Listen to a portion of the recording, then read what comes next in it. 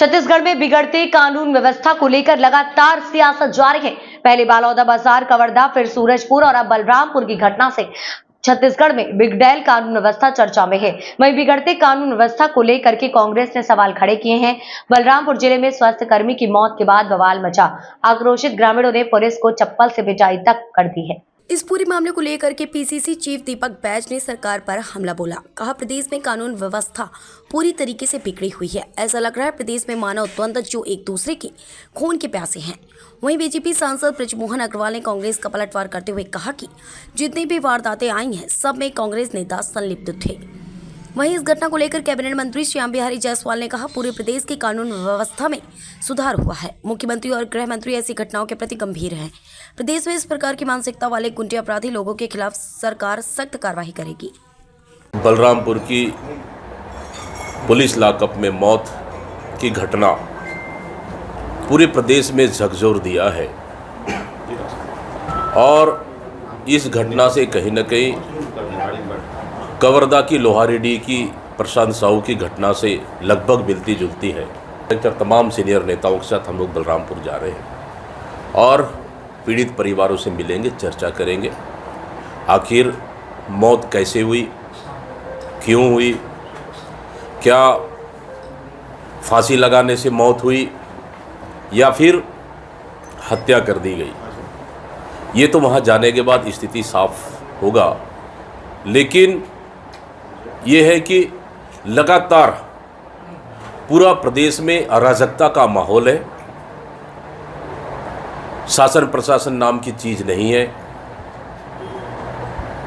सरकार गंभीर नहीं है, आपराधिक घटनाएं लगातार बढ़ रही है और शासन और प्रशासन पूरी तरह से विफल हो चुकी है।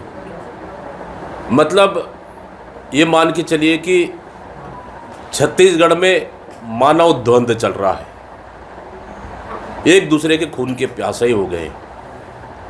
आखिर क्यों?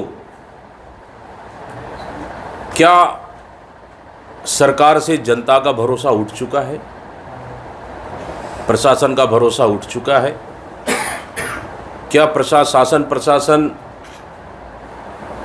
हिटलरशाही के माध्यम से सरकार चलाना चाहती है? बलौदा बाजार जला, फिर कवर्धा लोहारडी की घटना, कवर्धा जला, सूरजपुर और बलरामपुर। अब किसकी नंबर है, मैं पूछना चाहता हूँ इस सरकार से। नेताओं के साथ आज बलरामपुर में कानून व्यवस्था की जांच करने के लिए लगातार आरोप लगा रहे हैं, पहले सूरजपुर, अब बलरामपुर। अब उनके पास कोई काम नहीं है, अब वो खाली बैठे हैं तो घूमते रहें। अच्छी बात है, अपने 5 साल के कार्यकाल को याद कर लें तो ज़्यादा अच्छा होगा। ये क्या सिलसिलेवार माहौल बिगाड़ने की कोशिश हो रही है? एक के बाद दूसरा, तीसरा, चौथा जिला क्या हो रहा है? देखिए, अभी तक की जितनी घटनाएं आपने देखी हैं उन घटनाओं में कांग्रेस के लोग शामिल पाए गए हैं और उससे लगता है कि कहीं न कहीं कांग्रेस पार्टी, जो कभी जिसने सोचा नहीं था कि 5 साल में ही उनको जनता विदा कर देगी, घरों में बैठा देगी, अब वो उससे बौखलाए हुए हैं और बौखलाकर छत्तीसगढ़ को अशांत करने की कोशिश कर रहे हैं। इस घटना में भी उनकी साजिश हो सकती है, उनके लोग शामिल? अब ये तो पुलिस जांच करेगी और जांच करने के बाद में बात सामने आएगी तो उसमें कौन कौन लोग शामिल हैं।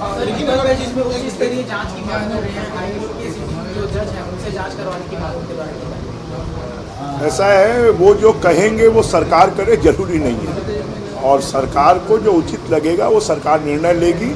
परंतु आप अगर पिछले 10 महीनों में देखेंगे तो घटनाओं में अपराधियों को तुरंत पकड़ा गया है और तेज़ी से कार्रवाई की गई है।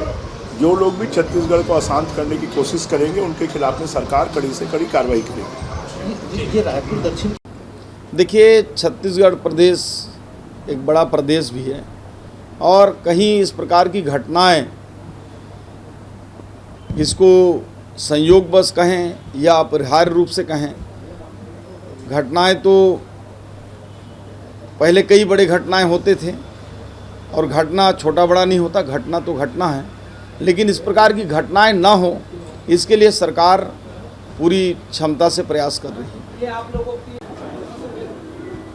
देखिए, पूरे प्रदेश में कानून और व्यवस्था में सुधार हुआ है और जहाँ तक ऐसे अपराधी और शरारती तत्वों की बात है, प्रदेश सरकार, माननीय मुख्यमंत्री जी और माननीय गृह मंत्री जी पूरे घटनाओं को अपने खुद के ही संज्ञान में लेकर ऐसे घटनाओं के प्रति गंभीर हैं और प्रदेश में चाहे कोई कितनों ही बड़ा अपराधी क्यों ना हो, ऐसे तत्वों को बख्शा नहीं जाएगा। और मैं आप लोगों के माध्यम से ऐसे लोगों का आगाह भी करता हूं कि प्रदेश में इस प्रकार के मानसिकता वाले जो अपराधी हैं, जो गुंडे हैं, जो इस प्रकार के घटनाओं को सुनियोजित ढंग से करने का मंशा रखते हैं, ऐसे लोगों के खिलाफ सरकार सख्त कार्रवाई करेगी। और लगातार माननीय मुख्यमंत्री जी, माननीय गृह मंत्री जी इन सभी घटनाओं के ऊपर नज़र रखे हैं।